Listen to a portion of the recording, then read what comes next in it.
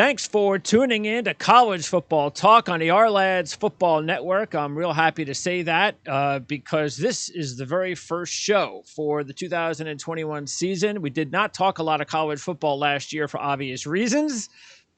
So it was our first year actually with our video platform and our YouTube channel. So we were going through a lot of changes, and with the college football landscape, just the craziness of it, we kind of decided to have almost like a full pass.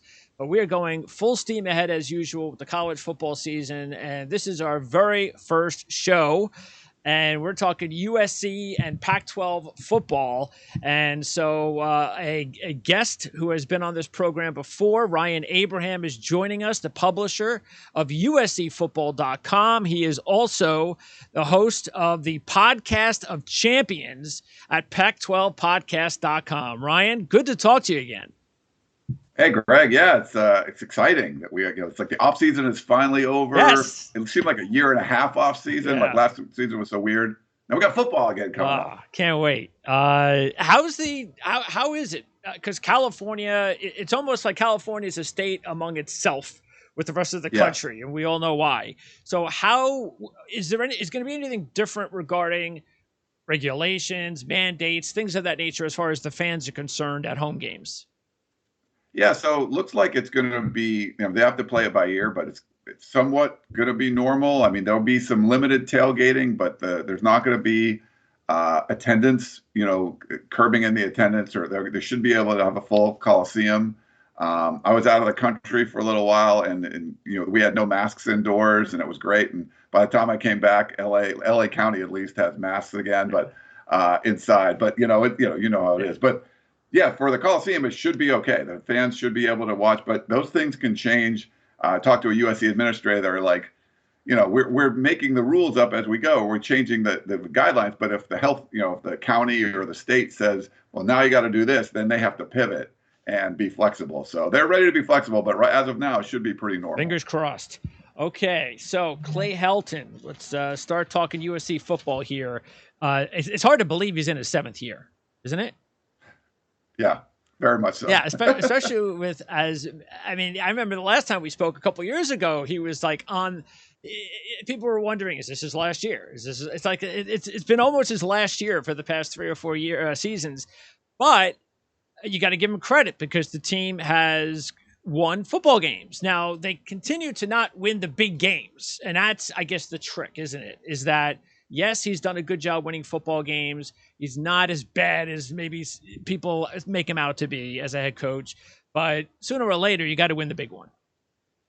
Yeah, and I think there was sort of a perfect storm where USC had bad leadership for a long time at the athletic. They kept hiring former football players that didn't have athletic director experience. It's tough to run a $120 million, athletic department, and just because everyone loves you, because you play football there, it doesn't mean you're going to be a great administrator, and some people could be, but I think USC took some chances on Pat Hayden and Lynn Swann, and they're pretty disastrous results. And at the end of the day, you get someone in Clay Helton, who's one of the nicest guys in college football. Someone you want to root for, but just didn't have the resume to be the head coach at USC. And then Lynn Swann, right before USC went 5-7 a couple years ago, gave him a 5-year fully guaranteed extension. So you get a new athletic director in Mike Bohn. I think he's doing a good job. He comes over from Cincinnati. He was at Colorado before.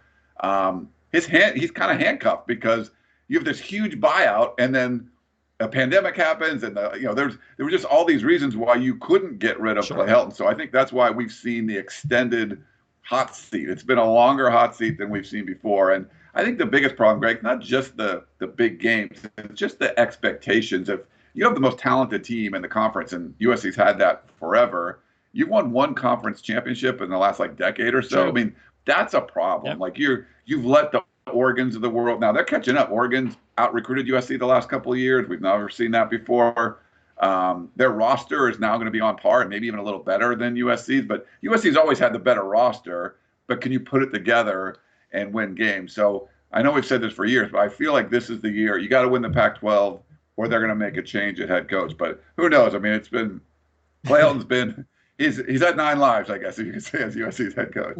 Okay, so after this season, how many more years would he have left on his contract?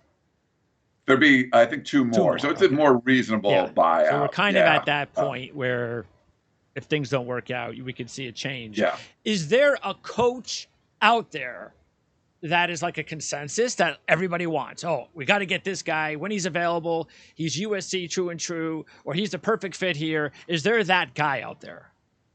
I don't think so, Greg. I think some of it is, you see these hot coaches, like there was Dino Babers a couple of years ago at Syracuse beats Clemson, Yeah. and they've just fallen off a cliff since then, So sometimes you get like the hot coach. I do trust the administration that they've hired and brought in. I think they're smart about their hirings, and they want to bring people that not just like caught lightning in a bottle, but actually can have sustained success. And they hired Luke Fickell at Cincinnati, this group, and he's someone that's kind of really an Ohio guy, but they loved him there, and he came over. He was an Ohio State person, and they're a top 10 team year after year right now. So something like that. But would he leave the Midwest? Is he going to want that Ohio State job down the road? Things like that. So I mean, there's some good candidates out there, but I don't think there's a consensus. Okay. Luke Fickell's name comes up a lot because of the connections. Mike Bohn already hired him once. Okay. All right. Now, at quarterback, what about Slovis? Do you think that, just taking a look, because there's been so many great quarterbacks that have been around at USC, as you know, for years. How does he rank talent-wise, and what are you expecting of him? Because he needs some help, doesn't he? I mean, it would be nice if he had a little bit of a running game. Yeah, no, he definitely needs some help, but he's up there. I mean, we saw him burst on the scene 2019 when JT Daniels, who's now at Georgia, gets hurt in the very first game, thrust into the spotlight, and did a really good job that freshman year. 2020, I think he needed, a lot of, if you see across the country, when you bring in a new defensive coordinator in 2020 or new offensive coordinator, new staff, it's really hard to kind of install the culture that you want as a coach and what you want to be out there. And I think for Kedon Slovis, he needed to do that as the leader of this team through an off season, running through the summer workouts, spring practice. He didn't have any of that. And I feel like he didn't feel like he was the leader of this team coming sophomore season. It was delayed. They had to write that letter to the governor just so the Pac-12 could play football. Sure.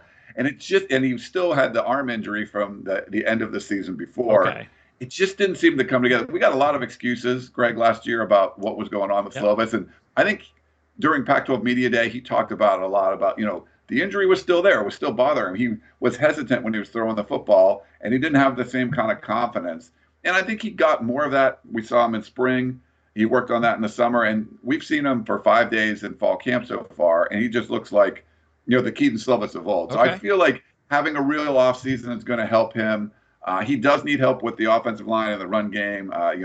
They've had a first-round draft pick at left tackle the last 2 years, and the offensive line still wasn't that good. They don't probably have that right now, so they need that to come together. They hired a new offensive line coach who was actually an air raid guy instead of Tim Drebno, who was more of a I formation kind of guy. So that didn't really work. Yes. Yeah, the Graham Harrell. And so now they got an air raid offensive line coach, so they're hoping that helps.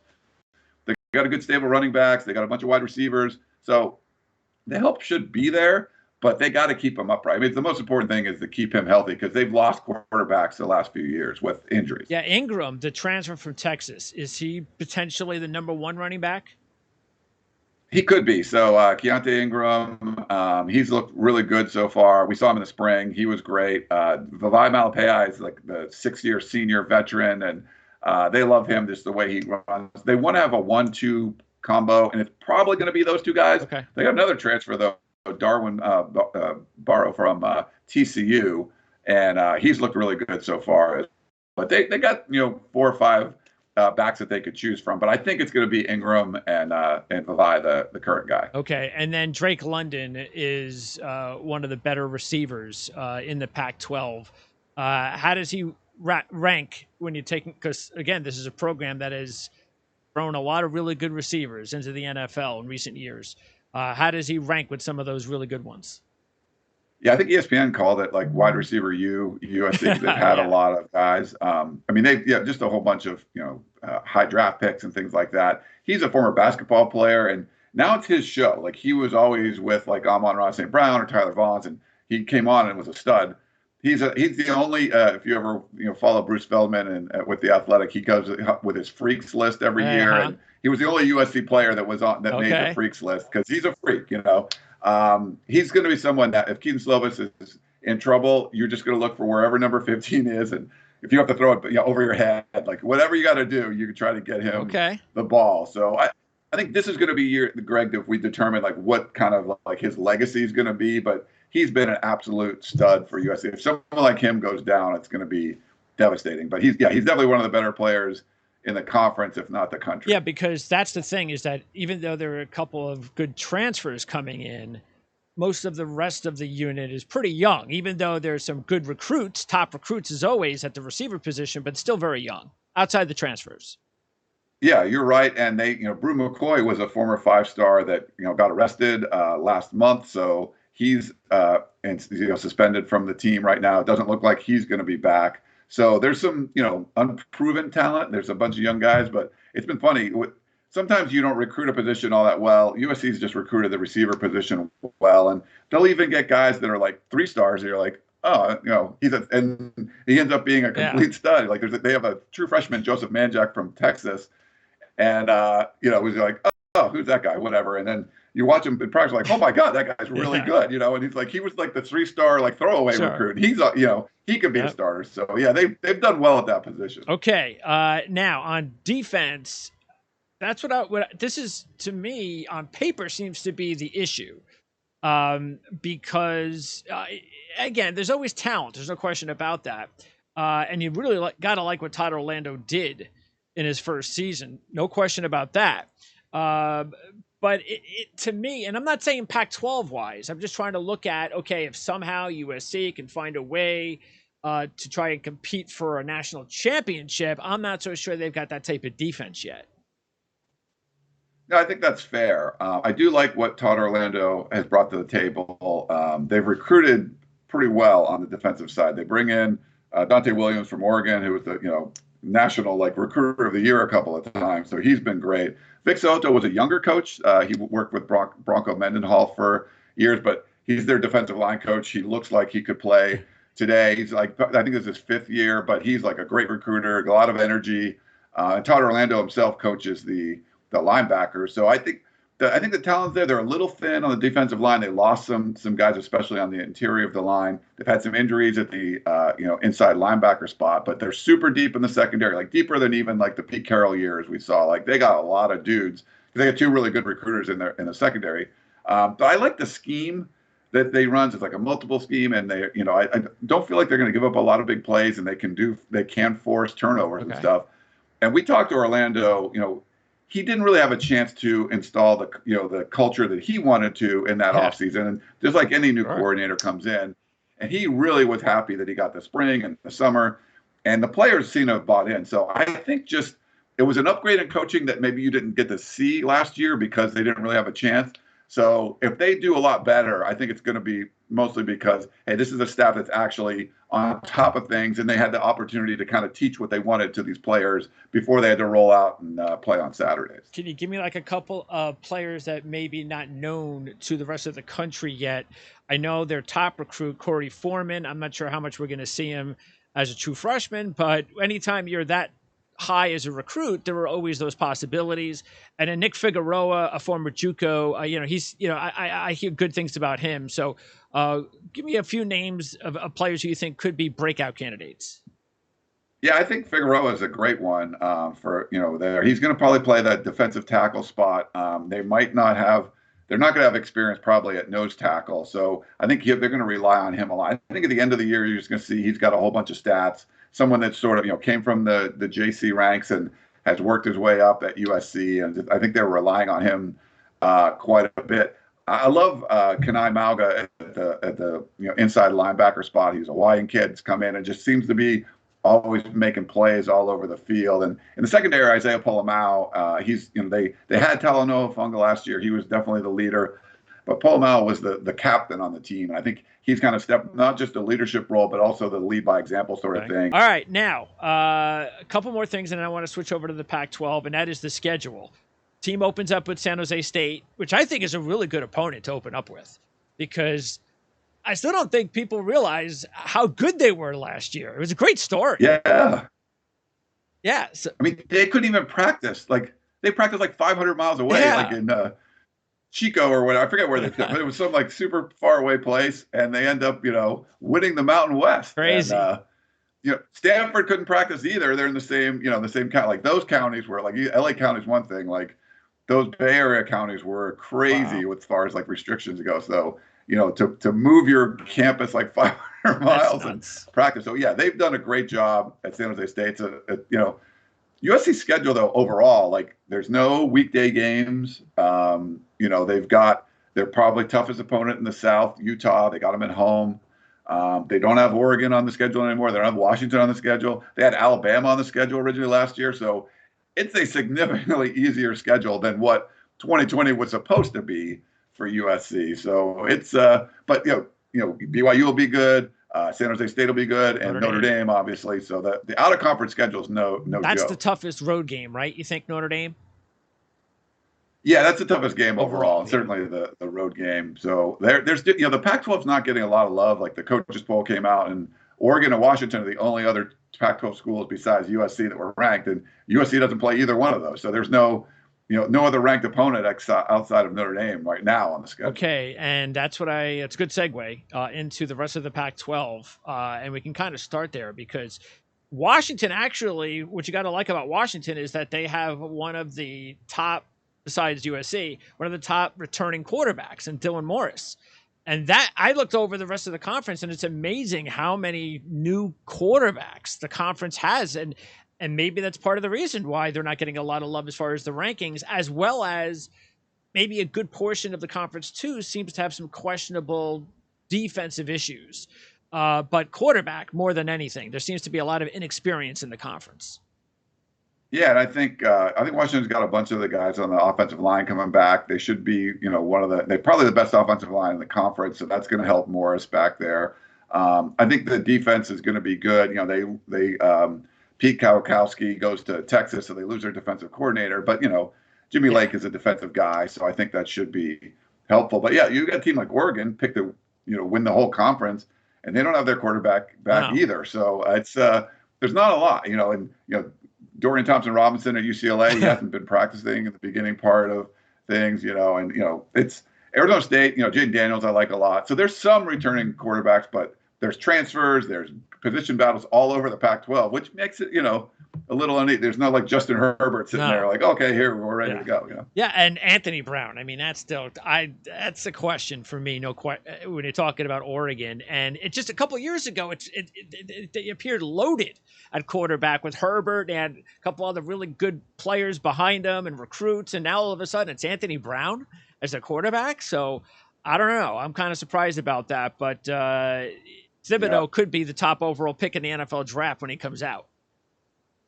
Yeah, he's probably the best edge rusher in the country. Oregon's recruited extremely well. They've recruited Southern California extremely well. And you get the guys, like they didn't have Penny Sewell last year. They have his brother now playing on the defensive side of the ball. Justin Flo was a 5-star linebacker. You mentioned Kayvon Thibodeau. Like they've got some of the top players in the country that live in Southern California to go up to Oregon. So can Mario Cristobal put it all together? It's a really talented team, but they might only go as far as Anthony Brown takes them. He was mediocre when he was at Boston College.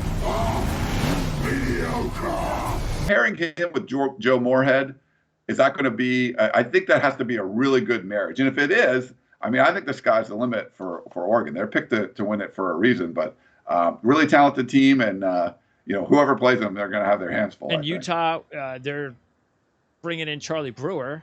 So you don't know what you're going to get there. We know they're always going to play good defense. And they've got Covey coming back, which seems like it's like his 8th year, which is amazing. But, of course, injuries is the primary reason. But, yeah, Utah's always tough. I like Utah a lot. They've hit the transfer portal pretty hard for some key positions. And, Charlie Brewer, you mentioned him. And I think that's got to work if you want this to be well. But, they're going to have good offensive line play. They're going to have great front seven. I think, Kyle Whittingham talked about, being one of the deeper groups he's had. They're going to be tough. The thing is that, I thought Arizona State would be a good opponent, but they've had so much turmoil going on there. I don't know the distractions. They're a talented team. Like I might have picked them to win the South if they didn't have all this stuff going on. But that might be USC gets Utah at home. They got to go ASU on the road, but by the time they play ASU, Herm Edwards might not be the head coach. I mean, we don't know. That's crazy. But Utah would be, for me, the number 2, 1A, 1B with USC in the South. Yeah, because Michelle Gardner, who writes for the Arizona Republic, she's going to be on with me soon, and she brought that up because she said, well, "What kind of questions are you going to ask?" And because I'd never had her on before, and then she also added, I gave her my responses, and then she said something pertaining to, like what you said, that there's just a lot of turmoil, and it's like, maybe that's why she was asking me what kind of questions was I going to ask her. Maybe I was only wanting the interview to talk about, all right, give me some inside information of what's going on at Arizona State. I don't really care about any of that. I didn't really even know there was that much turmoil going on. When you're on the East Coast, you don't really hear a whole lot about what's going on in the West Coast at this time of year. But now we know. So I guess what is there, like one major thing that's happening that it's just over my head at this point? So, there was this dossier that came out, and like there's an NCAA investigation about them basically bringing in like 30 recruits during the remember complete that one. dead period. And so they had people coming from all over the country to their campus and it's sort of like, you can make an extra phone call, and like David Shaw is not going to care that Herm Edwards called an extra recruit. But when you brought recruits to your campus during a global pandemic, and then Arizona State misses 3 games in a row for COVID, you're like, maybe there's a reason for this, and you put all these other people in danger. And so you get, 3 assistant coaches are already put on administrative leave, that paid leave right now. They're the young recruiting coaches. Greg, that's not where those weren't guys making calls. These are, these guys were playing football a couple of years ago. Like the problem is it goes higher up. There's going to be shoes dropping, and we've already seen 3 coaches suspended, and you still got like 3 weeks of camp left. So that's why it just seems like it's going to snowball. And in 3 weeks, it might be a completely different story. I think Arizona State, because they're going to have a lot of talent coming back, and Jaden Daniels might be one of the best quarterbacks around. But will they be able to make it to the season intact? I just don't know. But it's the way it's going, Greg. It just seems like it could snowball out of control, and then all of a sudden it's just blown up, and like this team that would have been a favorite in the South is now just done. It's unfortunate. And they went the NFL route. Arizona has gone the NFL route with Jed Fish. I'm intrigued by that. They got Pete Carroll's son as offensive coordinator. They got Don Brown from Michigan, and I think this is a perfect spot for Don Brown. I think he could do really well at a school like Arizona, Boston College. I think he's like in over his head at Michigan in the big game situation, but I think Arizona might be the perfect place for him. And I think Arizona, give them 2, 3, 4 years, I think they might have something. Yeah, they're on a 12-game losing streak right now, Greg, so it's not an easy fix. I love his energy. Talking to him at Pac-12 Media Day, he's like, Kevin Sumlin wouldn't let you talk to anyone. Everything was closed. And Fish comes in and does the exact opposite. Like, practice is open. Come on in and check us out. And he has Gronk come and like catch a football out of a helicopter and like all this stuff. He has Teddy Bruschi come back. I think he's done the right things to get people excited about Arizona football again. And they just weren't under Sumlin, which, he had some success in A&M. So I think he's made some good hires. It might take a year or two, but I wouldn't expect a lot this year. But that energy is infectious. Like he's getting recruits already. I think they're going to be a better program. Okay, Cal, they had a little bit of a down, 4 games last year, whatever it was. But I still have a lot of, I think Wilcox done an excellent job there. And with Garbers back, that's the one thing I'm interested in is Bill Musgrave and Garbers. Does that work? Because I was kind of surprised things went the opposite way when Musgrave came in last year. If they could fix that, I actually think, again, they're going to surprise people. I would not discount Cal, which apparently I think people are. No, I like Garbers a lot. I think he was like the league MVP in 2019. Like when he played, Cal won. And like if he didn't play, they lost. Cal's good on defense. The offense is a joke half the times, but he's someone that made it like legitimate. I think Wilcox has done a nice job there. We'll see how they're able to kind of go through the season. I mean, they went 1-3, they beat Washington last year. So like, it's so weird, like it was a weird Pac-12, but they have the potential. But I think this is a year Wilcox needs to kind of show like, hey, we're going to contend in the North. Not just get to a bowl game. Everybody, that's okay. But at some point, are you here to do more than that? Colorado, they should be really good on defense. Nate Landman is back again. So that's, of course, key. And I think Carl Durrell did a pretty decent job last year in year one. Yeah, and it's just like everyone else, a new coordinator. It was hard for him meeting all his players on Zoom. I mean, he wasn't someone that was like in college football. And to bring someone from like outside of this world and then throw them in the pandemic world, like, hey, Zoom all your players and find out what's going on. So this team will have a much more of his stamp on it. And we don't really know. I mean, because it's been a while since he was the head coach at UCLA. So that might be another year or two for them. But they did better than most people thought last year. But that might raise the bar a little bit this year, which I think they're probably kind of come back down to the mean a little bit. But, we'll see what he's able to build. Another program, though, that needs a quarterback. And then in Oregon State, I'm a big Jonathan Smith fan. I was so happy the way the season turned out last season. But he lost some key players. Neuer, the transfer from Colorado, comes over to compete with Gebbia, so we'll see how that works out. But until they start getting better defensive players at Oregon State, they're just not going to be able to turn the corner. But again, I like Jonathan Smith. I think he's the perfect hire there. Yeah, I do like them, and they lost games, but they were in a bunch of those games last year. Like, they were competitive, but can this be the year you take the competitiveness to wins? Beating Oregon is a big deal. They got to beat Oregon last year. I mean, I'm sorry, Cal beat Oregon, not Washington. My respect. So Oregon, lost to Cal and lost to Oregon State, and then beats USC in the championship game when they finished second in the North. Yeah, that was weird.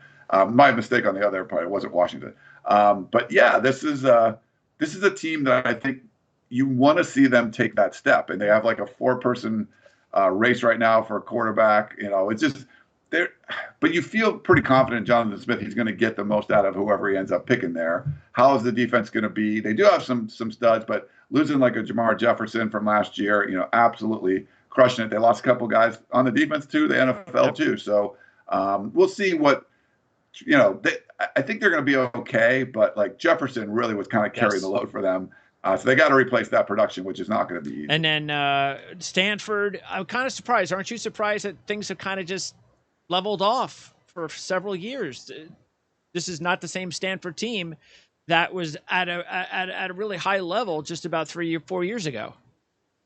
They're not, and it's not like a thing that Shaw only did what took Harbaugh's people and extend. I mean, he's been doing this for 10 years now, and it has fallen off the last couple of years. But every time I kind of predict their demise, they turn things around, and they were 4-2 last year, and they couldn't practice at home. Like, they were practicing up in Seattle before they played Washington last year, and they lost their quarterback for a false COVID test when they played Oregon. So, Greg, I kind of think that they're going to fall off a little bit. Shaw's pretty confident about this team, thinks it's like a great offensive line. I don't see the same kind of talent that we've seen in those offensive lines in the past where they're putting guys in the NFL. And the last two teams, UCLA, it really is all about Dorian Thompson-Robinson. You mentioned him before. I'm kind of surprised that there isn't another quarterback. I mean, for the past 3 years, Chip Kelly hasn't brought in another quarterback to kind of compete with him that could be better than this kid. Maybe he trusts him so much, but sometimes you trust a quarterback so much. That's why they're called coach killers. But everybody else seems to be. I mean, they have a really good offense. This is a talented offense, even without Helton there this year. But until he takes that next step, they're just not going to be able to beat the best teams. They're going to need him to play well. They got to, they haven't won an out-of-conference game under Chip Kelly, like not a single one. Wow. So, I did not know that. They got Hawaii in week 0. Yeah, week 0, Hawaii. And then LSU comes to the Rose Bowl in week, and it'll be LSU's first game. So it'll be nice. It took longer than I thought. I thought Chip Kelly would work. It's not really worked that well. He's not recruited all that well. He's kind of doing it his own way. But they looked like a legit defensive team last year, and they looked like a team that could run the football. And I feel like that's where they've turned the corner a little bit. How much can they progress on that? And, DTR definitely is going to have to play at a higher level for them to be really good. But, they're able to get a win against LSU in that opening week after they get like an early game to kind of get warmed up, and LSU has to come in cold, and they've had a lot of turmoil That's over true. there too with Ed Orgeron. So that would be a huge win for the conference, because all the other teams like Ohio State, Oregon's got to go to Ohio State, Washington's got to go to Michigan. There's teams that are like tough on the road games, like out of conference. This is a home game for the Pac-12. So if they can, and a team that won a championship 2 years ago, you got to win there for a mediocre Pac-12 team. That would be big for the conference. And then finally, Washington State, Rolovich is there for his second year. Delora, the quarterback, seems like he's got a good one there. But as always with Washington State, it's about, can they play any defense? And I don't know if that's the case. I'm not sure either. I think it was one of those things too where he's new and we didn't get to see exactly what was going on. Now he's caused some distractions there as well. He wasn't the only coach that didn't attend Pac-12 Media Day in person because he wasn't vaccinated. Okay. So of course we had to talk to him over Zoom. Yeah, it was crazy. And literally just today, the Pac-12 came out with, if any team misses a game because of your own fault because of COVID, it's a forfeit. It's not a no contest anymore. And I think they have the lowest vaccination rates as a team in the Pac-12. So there's some weird, there's just distractions you don't need, and having your head coach not be there in person. I mean, all the questions were about your decision not to get vaccinated, all that stuff. So it was crazy. But I love the offensive system. They need something fun like that. Washington State, they had the air raid with Mike Leach. Now you got the run and shoot. They got a couple good running backs. Max Borghi, I like him a lot. How's the defense play? I think it's going to be a big question there. But they got to be fun. They got to score a bunch of points, look good doing it. Ryan, thanks a lot for the extra, 10 minutes or so. I just figured, I wanted to steal as much information as I could from you, since this is the first interview of the season and it's the Pac-12, and you do a great job as always, and I appreciate it. So I don't know on the schedule. We'll probably look to get you on again at some point. Definitely maybe before that Utah game on October 9th, because that's the big one of the season, right? So it's a big one, Greg. Yeah, sure. My pleasure. And again, USCfootball.com. So that's where you got to go for all the information. And is there anything else that for USC fans or Pac-12 fans you want to let them know? Yeah, you can follow me on Twitter at Inside Troy, or the Pac12podcast.com for the podcast of champions. So I do it with a UCLA guy, so we kind of go back and forth on it. It's pretty fun. Excellent. Ryan, great job as always. We'll talk to you next time.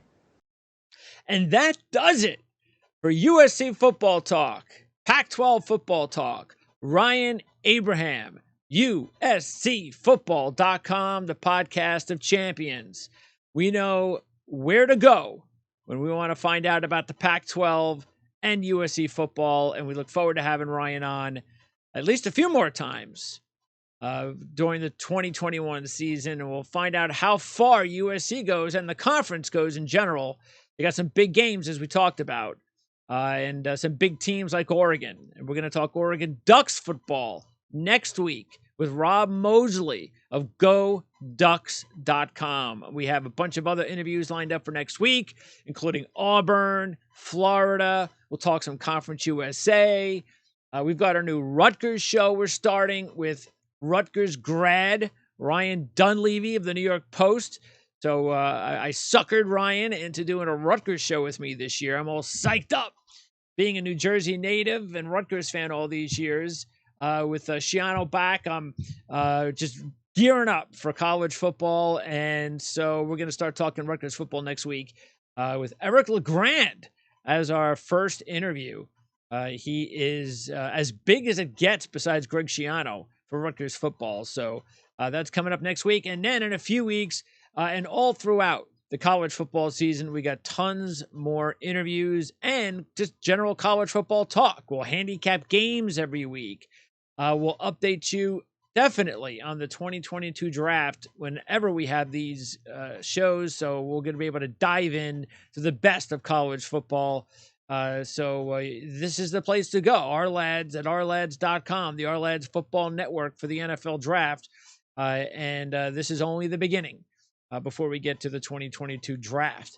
So, hey, subscribe to the channel. That's what we really want you to do, because the more you subscribe, even though I know you can only subscribe once, But look, comment. You can do that more than once. Like the videos. You can do that more than once. That helps us out with traffic.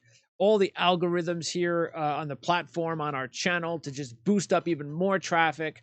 And the more traffic we get, the easier it'll be for us to just provide you even better content and just some awesome information that you can have throughout the entire college football and NFL season. We kick off our NFL show on Monday with Ryan Dunleavy. So it's NFL talk, college football talk, fantasy football talk. We started that 2 weeks ago on our Dynasty Fantasy Football League with our partners over at rotowire.com. So college football, NFL, Dynasty Fantasy Football, the football season is here, and we are just raring to go. And that's one down, many to go. So again, thanks to Ryan Abraham of USCFootball.com. We'll talk to him again sometime soon, and we'll talk to you guys again real soon as well here on the Our Lads Football Network.